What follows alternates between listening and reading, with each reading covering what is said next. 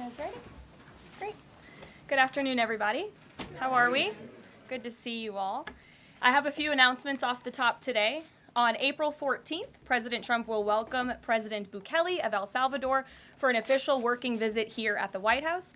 They will discuss El Salvador's partnership on using their Supermax prison for Tren de Aragua and MS-13 gang members and how El Salvador's cooperation with the United States has become a model for others to work with this administration. On April 17th, President Trump will welcome Prime Minister Giorgia Meloni of Italy for an official working visit at the White House as well. The president's thoughts also remain with the families and communities experiencing devastating loss from the severe storms and flooding affected several states across the central U.S. President Trump approved emergency declarations for Arkansas, Kentucky, and Tennessee, allowing FEMA to provide federal assistance like equipment and resources to support state and local emergency response officials who are leading this response on the ground. Last night, the Supreme Court delivered a massive legal victory to the Trump administration and allowed us to continue removing foreign terrorist invaders under the Alien Enemies Act. This was a smackdown to a rogue left-wing, low-level district court judge who have relentlessly tried to stop President Trump from using his core constitutional powers as head of the executive branch and as commander-in-chief. The highest court in the land made it clear that the President of the United States has the power to protect our homeland and forcibly remove foreign terrorists who pose a grave threat to families and communities. Thank you to the Supreme Court for upholding the rule of law and protecting the Constitution. Our message to the monster Tren de Aragua and MS-13 terrorists still hiding illegally inside our country is clear. Deport yourself now, or you will be locked up and sent back to your home country. On another matter, the historic Liberation Day announcement last week by President Trump made it very clear that the era of American economic surrender is over. President Trump is no longer going to allow American workers and companies to be ripped off at the hands of foolish trade practices that shipped away millions of high-paying jobs and hollowed out communities across the country. It's America first, all the way. And despite fear-mongering by the media, the world is clearly responding to President Trump's approach. Just yesterday, President Trump held a bilateral meeting with Israeli Prime Minister Benjamin Netanyahu here at the White House. The Prime Minister pledged to immediately eliminate America's trade deficit with Israel and remove their trade barriers. Israel's proactive approach should serve as a model for the rest of the world. Also yesterday, the President spoke with Japan's Prime Minister, who wants to negotiate as well. The President also spoke to the acting President of South Korea this morning. He has tasked Secretary Bessent and U.S. Trade Representative Jamieson Greer to lead these talks. In total, since the Liberation Day announcement, nearly 70 countries have already reached out to the President to begin a negotiation. Countries are falling over themselves to reform their unfair trade practices and free open their markets to our country. Why? Because these countries greatly respect President Trump in the sheer power of the American market. These countries realize they've gotten filthy rich over the past few decades by imposing substantial tariffs on American-made products and ridiculous non-monetary barriers to block out American industry. The jig is up. Past American presidents sat by and let this happen, but President Trump stood up for our country, and he is saying no more. The President's message has been simple and consistent from the beginning. To countries around the world, bring us your best offers, and he will listen. Deals will only be made if they benefit American workers and address our nation's crippling trade deficits. America does not need other countries as much as other countries need us, and President Trump knows this. He's going to use the leverage of our markets and our country to the advantage of the people he was sworn in to represent. On the other hand, countries like China, who have chosen to retaliate and try to double down on their mistreatment of American workers, are making a mistake.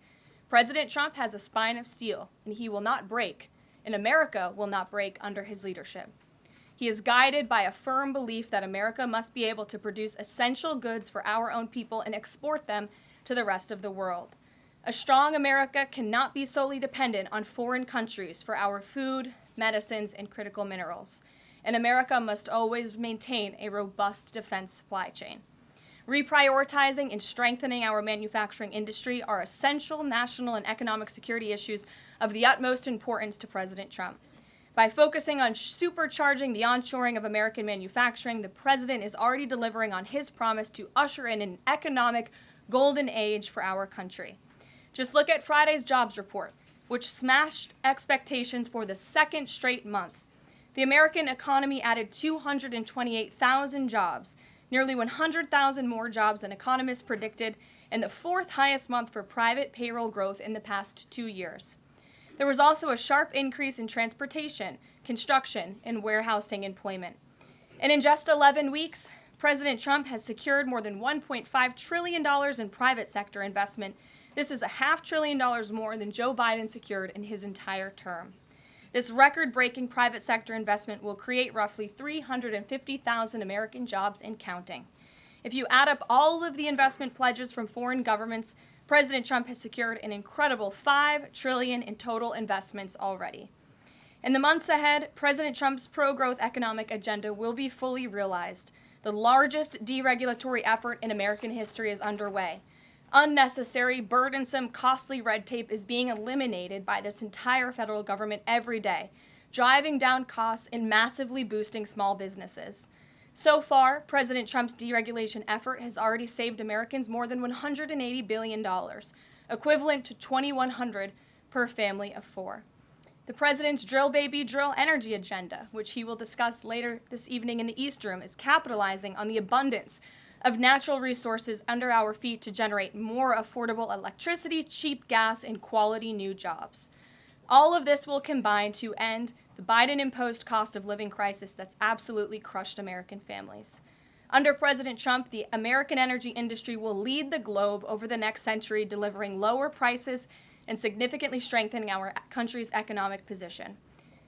At the president's direction, Republicans in Congress are working quickly to pass one big, beautiful bill, which will also include the largest tax cut in American history.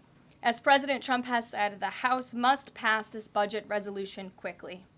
Here in our new media seat today, we have Jasmine Wright, the White House reporter for Notice. Notice is a nonprofit and nonpartisan news site which launched in early 2024. They've gained millions of readers across the country since. Newsroom's goal is both to inform readers and train the next generation of politics and policy journalists.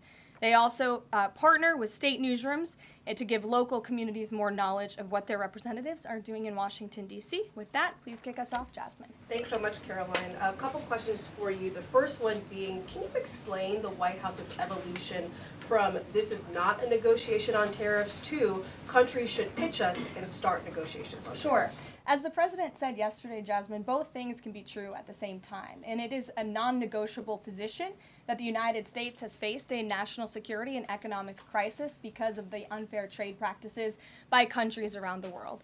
As for the president, I have maintained this position. The entire administration has always said that President Trump is willing to pick up the phone and talk. And the president met with his trade team this morning, and he directed them to have tailor-made trade deals with each and every country that calls up this administration to strike a deal and listen. And each and every one of these trade deals should be tailored and unique based on that country's markets, based on that country's exports, the imports here in the United States of America. What makes the most sense for the American worker and for our industry? The president is focused on putting America first. So was the evolution not factored in or determined by kind of the tumult in the stock market? Was that not a part of the consideration to start making these negotiations and deals? Again, I would reject that there was an evolution. On day one, we had said that the president will always pick up the phone for other nations and other companies that call this administration. The president always has a listening ear, and it's a non-negotiable fact that America has faced a national security and economic crisis for many decades, and President Trump is just the first to address this. And then my last question, how will negotiations change how much revenue the White House is planning to make from the tariffs? Well, that has yet to be seen, but as the president said, the reciprocal tariffs, which will continue to go in effect as these deals are negotiated and ongoing, will generate trillions of dollars in revenue to the United States. And this is twofold. The president wants to onshore jobs here to the United States of America. He wants to boost our manufacturing industry. He also wants to tackle these crippling deficits with almost every single country around the world. Jackie. Thanks, Karoline. The Treasury Secretary, Scott Bessent, warned that some of these negotiations might take up to months, that we could be doing this through April, May, and into June. And then you had Kevin Hassett say it's going to take a lot for the president to put his signature on the line because he wants to make sure there's a good deal for America. Is the president operating on any sort of a timeline or deadline where he wants this completed by? Well, we always move at Trump speed here at the White House, which is incredibly fast. I know you all know that from covering this White House day to day. The president likes to get things done, but he's very much focused on ensuring that these deals are good for the American worker, they are good for American manufacturing, and again, that they tackle these crippling deficits with these countries. All options are on the table for each country, but again, these are going to be tailor-made deals. They are not going to be off-the-rack deals, as the president has called it, and he has directed his entire trade team to be part of this effort. So that includes Secretary Besant and our National Economic Director, Kevin Hassett. It also includes Secretary Lutnick, Peter Navarro, the entire trade team, Jamison Greer, who was on the Hill today.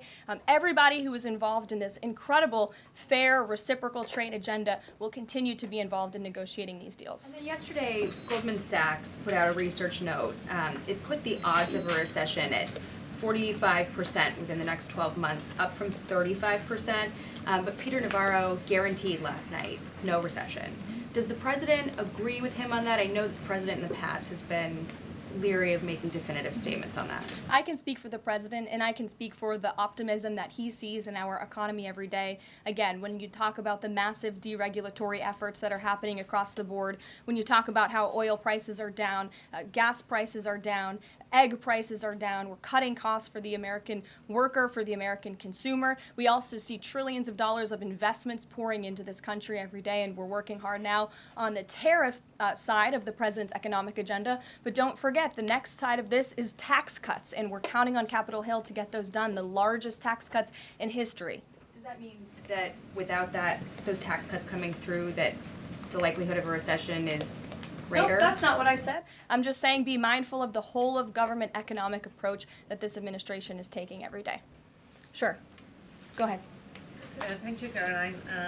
You just said that one of the reasons these tariffs are going into effect is that some countries have been ripping off the United States, but some of the tariffs target countries like Madagascar, Bangladesh, with very high levels of poverty. So can you explain how the president wants to correct the deficit with those countries? Is there a plan, for example, to onshore the textile industry that these countries are known because, and just like, can you be specific about those like low income countries? Well, first of all, the reciprocal tariff rates that were implemented by country were focused on the monetary tariff that those countries have imposed on the United States, but also the non-monetary tariff barriers and the regulations, if you will, that have been put into effect over the years, making it harder for America to export to these countries. These were very carefully crafted numbers. There was also a 10% baseline tariff across the board, as well, as you know. Moving forward, the president will talk to any country that picks up the phone to call, and I can tell you the phones have been ringing off the hook,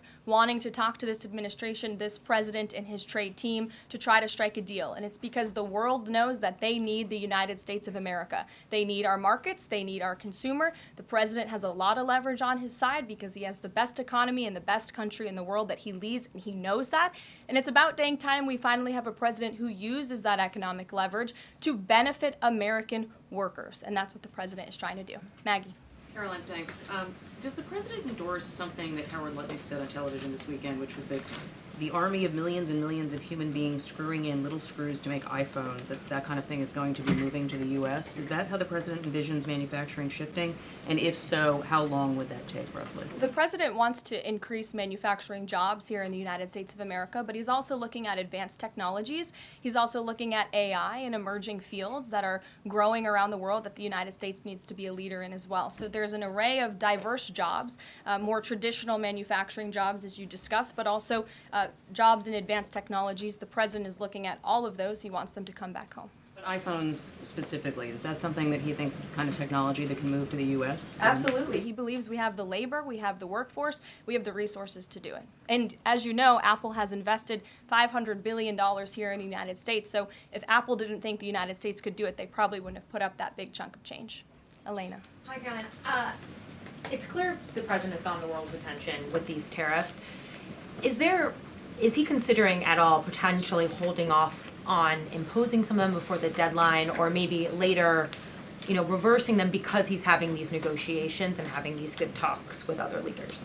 The president was asked and answered this yesterday. He said he's not considering an extension or a delay. I spoke to him before this briefing. That was not his mindset. He expects that these tariffs are going to go into effect. And you said something very important, Elena, in your question. You said the president has captivated the attention of the world. Absolutely he has. And it's about time we have a president in the Oval Office who is putting the world on notice and is putting the American people first, and again, is using the leverage of the United States to negotiate good trade deals. Just a quick follow-up. Sure. There's been some public sparring between Elon Musk and the president's trade advisor, Peter Navarro, on some of these tariffs. Musk actually referred to Navarro today as being, quote, dumber than a sack of bricks. Are you at all, or is the administration, the president, all concerned that this is maybe impacting the public's understanding of these tariffs? It might be messing with the message on it? No, look, these are obviously two individuals who have very different views on trade and on tariffs. Boys will be boys, and we will let their public sparring continue. And you guys should all be very grateful that we have the most transparent administration in history. And I think it also speaks to the president's willingness to hear from all sides, that he has people at the highest levels of this government in this White House who have very diverse opinions on very diverse issues, but the president takes all opinions in mind, and then he makes the best decision based on the best interests of the American public. Deanna. Thanks, Caroline. On Truth Social today, Trump was talking about one-stop shopping talks with foreign leaders, bringing leaders to the U.S., to Washington, and talking to them about tariffs, but also other topics. So is that part of his strategy to bring the leaders to Washington and trying to get deals, outside of tariffs on foreign policy issues as well? I think the president, again, is going to have a custom, tailor-made approach to each and every country. And if that means discussions of foreign aid, of our military presence in these countries, how those troops are paid for, come to the table, that could be part of the negotiation in these economic negotiations. But it's the president's economic team who will be leading these. These are tariff and trade negotiations. And yes, they will be one-stop shopping for each and every country. They will be, as the president said again, tailor-made, not off the rack to each and every country based on America's needs. And can you Caroline, confirm? hey, how are you? Thank you so Good. much, Kara from Lynn's LTV. So President Trump has designated Tren de Aragua as a foreign terrorist organization and deported its members while also moving to restrict Venezuela's oil exports. Is the administration preparing additional military or economic actions against Venezuela and the Maduro regime? And my second question is about Supreme Court Justice Amy Coney Barrett. Is the administration have a comment on her decision to go with the liberals and go actually with the Tren de Araguas? This is the same justice that actually sided against January 6th hostages last year. So is the administration have a comment? Are they disappointed in Supreme Court Justice Amy Coney Barrett? To your first question, I don't have any actions to read out in terms of Venezuela. The president has imposed secondary tariffs on the Maduro regime and on Venezuela in the form of oil, which is obviously going to have a crippling effect on the Maduro regime, and that's the intended effect of this administration. As for the justice you mentioned, as for the Supreme Court, we've made our feelings very clear. We believe this was a massive victory. Certainly, we wish this was a 9-0 decision because we firmly believe that the president was well within his constitutional authority, and the Supreme Court made that very clear last night, and they put Judge Boasberg in his place. We called on the Supreme Court to rein in these judges who are acting as judicial activists, not real arbiters of the truth and the law, and that's exactly what we saw the Supreme Court do yesterday. Christian. Thanks, Caroline. Now that the president's reciprocal tariffs are here, going into effect tomorrow, what's the status of the ERS? When will they actually start collecting revenue? And will that be nested under CBP or somewhere else entirely? It's something Secretary Lutnick has taken up, so I defer you to the Department of Commerce, but it's something that he and the president believe quite strongly in, and it's a promise that they intend to keep to the American Real people. quickly, can you explain why the president opted to send Secretary Hegseth to the dignified transfer last week instead of attending himself? Sure. The Secretary Hegseth was there to represent the administration. The president has expressed his condolences to these families, as have I from this podium. Shelby. Thank you. The president's trade representative this morning told senators that the president does not intend on carving out exemptions for products and companies when it comes to tariffs. but would the administration consider changing that stance should bankruptcies begin among U.S. companies who are dependent on China trade? I won't get ahead of the president on any exemptions or his decision on that. I will leave that to him. But again, we're looking at this country by country and based on the needs of the American people and the American workforce. And one more, can you walk us through how this specific tariff plan was decided on and which advisor came up with it? The reciprocal tariff plan? Yes. It was a plan that was discussed by the president's entire trade team over the course of many, many meetings, and the president ultimately decided on which way to go. A few proposals were given to the president. There was debate and discussion, and the president made his decision, and as you've seen very publicly, the entire trade team is on board with this plan and the negotiations that will ensue because of it. Sure. Karoline, on Iran, given what's going to be happening on Saturday, what exactly is the current administration doing to stop Iran's funding of terrorist aggression worldwide that the previous administration wasn't doing? Well, first of all, when it comes to Saturday, I won't get ahead of the president. He has said there will be direct talks with Iran on Saturday. I won't further any details from this podium for obvious reasons, security reasons. It will, provide an update as we always have. However, when it comes to Iran, the president has reimposed crippling sanctions on the Iranian regime, and he's made it very clear to Iran they have a choice to make. You can strike a deal with the president, you can negotiate, or there will be hell to pay. And as the president said yesterday, if they don't choose to move forward with diplomacy and a deal, which is the direction we do see them headed in, there will be grave consequences to pay. To the back row. Thank Go you, ahead. Caroline.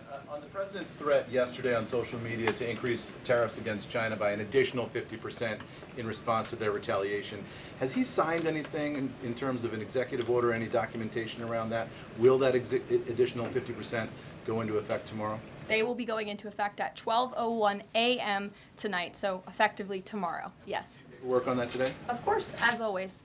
To the gentleman in front of you, because that's who I originally called on. Go ahead. Over the weekend, President Trump said that he would be willing to have U.S. citizens deported to El Salvador with the cooperation of President Bukele. How would that work legally, and how many people would potentially be available for that operation? So the president has discussed this idea quite a few times publicly. He's also discussed it privately. You're referring to the president's idea for American citizens to potentially be deported. These would be heinous, violent criminals who have broken our nation's laws repeatedly, and these are violent, repeat offenders in American streets. The president has said, if it's legal, right? If there is a legal pathway to do that, he's not sure. We are not sure if there is. It's an idea that he has simply floated and has discussed very publicly as in the effort of transparency. Reagan. Thank you, Caroline. There's been more reporting coming out now about President Biden's decline while in the White House. Is the White House considering releasing the audio of Biden's interview with Special Counsel Robert Hur to the public, which the former president had previously blocked? I don't have an update on that, but I can certainly check. I think the American people would be quite interested to hear that tape, but I'll double check on the release of it. Thank you. Michael. Thank you, Caroline. On Saturday, during meetings with Iran, President Trump says high-level officials will be meeting directly with Iranian officials. We're hearing some pushback from Iran now saying those talks will be indirect. Can you clarify? They will be direct talks on Saturday, and I won't get ahead of the president on any further details. Jennifer. Yeah, two things. On the Israel tariffs, can you give us an update on the discussion on relaxing those tariffs? And then I had another question about the Doge team after that. That discussion is ongoing. I don't have any definitive details to iron out for you here. And then the president on Thursday told us that there was an incredible discovery that the Doge team had made. He called it horrible and incredible. Can you reveal that yet? Give us details on what it was about? There has been a discovery. I hate to leave you hanging on a cliff, but I don't want to get ahead of the president on that. But I can confirm there has been a discovery. It's just not quite yet ready for release. Sure. Go ahead. Caroline, thank you. I was calling on the young lady behind you, but I'll come to you after, Ed. All right. Not discriminating here. The president's meeting today with House Republicans. Can you say who is in that meeting and his message to Republicans that are skeptical of the Senate-passed budget framework? Sure. The president will be meeting with Republican lawmakers today here at the White House to talk to them about the framework that the Senate passed. The president was very quick to put out a statement about his support for the reconciliation package that the Senate passed, and he is counting on House Republicans to pass it. The Republicans received an overwhelming mandate from the American public to govern. We have an extraordinary opportunity. There are key promises that the president made to the American people in this bill: tax cuts, securing the border, deregulation, unleashing the might of American energy. These are good things for the American people. The president wants to see this get done, and that's why he's engaging with lawmakers today. Just a quick follow-up on tariffs. Kevin Hassett said today that the administration is prioritizing talks with Japan and South Korea, other trading partners. Are there other countries on that list that you guys can name publicly that you're having serious discussions with? Sure. As you have heard from various administration officials, myself included, there have been nearly 70 countries that have reached out to the administration last time I checked, but again, I hear the phones are ringing off the hook. There are foreign leaders who want to fly to Washington tonight and get on a plane to negotiate with this country, which shows you the leverage that the president is using. It shows you the rest of the world needs the United States of America to do business with. Israel, obviously, yesterday you heard a public statement from Prime Minister Netanyahu. The president has detailed his calls with the leaders of Japan and South Korea. We are going to prioritize our allies and our partners around the world first when it comes to these negotiations, and the trade team will be divvying them up again to make tailor-made trade deals around the world. Ed, go ahead. As promised. Yes, thank you. You mentioned the 70 countries or so. I'm curious, though, under what conditions at this point would President Trump talk to President Xi about tariffs? Look, I just spoke to the president about this, and he believes that China wants to make a deal with the United States. He believes China has to make a deal with the United States. It was a mistake for China to retaliate. The president, when America is punched, he punches back harder. That's why there will be 104% tariffs going into effect on China tonight at midnight. But the president believes that Xi and China want to make a deal. They just don't know how to get that started. And the president also wanted me to tell all of you that if China reaches out to make a deal, he'll be incredibly gracious, but he's going to do what's best for the American people. So China has to call first? The Chinese want to make a deal. They just don't know how to do it. But the president will be implementing these 104% tariffs on China tonight. And under what conditions might he consider lowering tariffs on China at this point? It would be imprudent of me to tell you those conditions here from the podium. Sure, Gabe. Thanks, Caroline. With regards to the Supreme Court ruling on the Alien Enemies Act, you're right, it was a win for the administration, but the justices also said that deportees are entitled to due process. Does the administration agree with that? That's not quite true, Gabe. They said that they are entitled to a habeas petition, and we are going to continue to comply with the law, and we are wholly confident that every single person that has been deported under the Alien Enemies Act, every person that will continue to be deported under the Alien Enemies Act qualifies for that deportation. NBC News is reporting that the administration is considering drone strikes on drug cartels in Mexico. We're citing several officials. This morning, Mexico's president was asked about that, and she said that we reject any of those actions. Your response? I saw that reporting. I don't want to confirm it from this podium. I don't want to comment on it because I'm not sure, but I would defer you to the National Security Council. So you haven't confirmed the report, but with Mexico's president saying that she rejects any of that, what would your response be? How is the relationship then between Mexico's president and the White House right now over targeting drug cartels? Well, first of all, the relationship between President Sheinbaum and President Trump is quite good, and I think both world leaders would tell you that. The president has been engaged directly with President Sheinbaum on a number of different topics, particularly when it comes to clamping down on the Mexican drug cartels, on clamping down on illegal immigration, human trafficking, drug trafficking through our southern border. She's taken significant steps towards doing that, but as for that specific report, again, I'm not going to comment. Caroline, Sure. Two questions on trade. First, as a part of these negotiations, is it possible for countries to lower their tariffs below that 10% a bare minimum that's been set? Again, I'll leave that to the president to make those determinations, but I can tell you that 10% universal baseline will go into effect as these negotiations are ongoing. Got it. And then what is your thinking just as far as low labor cost countries? Like if you've got a country like Vietnam that wants to negotiate, but obviously they have some advantages in terms of trade, in terms of the people there are not paid as much as American citizens. What is kind of the thinking? Can they still achieve a good kind of trade outcome with the United States? United States. Well, again, you're right to point out that different countries have different labor markets. They have different skills, if you will, different resources, and the president is going to take all of that into account. His team will take all of that into account when they're negotiating these deals. I do just want to point out one thing, that the president, everybody in Washington, whether they want to admit it or not, knows that this president is right when it comes to tariffs and when it comes to trade. In fact, Democrats have long said that the United States of America has been ripped off by the countries around the world. They just don't want to admit it now because it's President Trump who is saying that. In June of 1996, Nancy Pelosi spoke on the House floor. She urged her colleagues at the time to fight against the status quo trade policies that had contributed to America's trade deficit with China.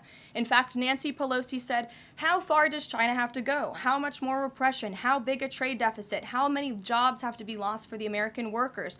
How much dangerous proliferation has to exist before members of this House of Representatives will say, 'I will not endorse the status quo'?" Those are the words of Nancy Pelosi in 1996. Well, President Trump is finally answering her call 27 years later. Nancy Pelosi can thank President Trump today for the 104% retaliatory tariff that will be going into effect on China.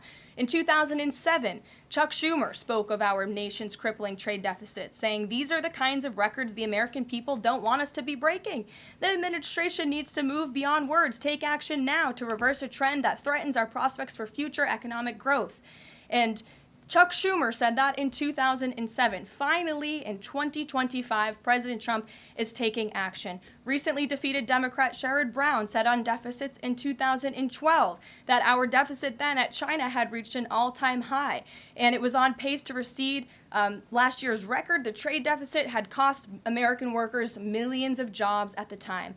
These are the words of Democrats years ago. It is about time America finally has a president who is taking action to restore those millions of jobs back to the United States of America, to boost our manufacturing industry. He's doing what's right for the American people. It will take a lot of labor. It will take a lot of effort. But that's exactly what the American people elected this president to do. He will be talking about our energy agenda at 3 o'clock today over in the East Room, as you all know. He will be signing a bill to unleash the might of our beautiful, clean coal industry in this country, which is a reliable energy source also for AI. There's a great story in Bloomberg today, actually, about the executive order that will be signed later. So we'll see you all there. I'll let the president speak more. We'll see you later. Thanks, guys.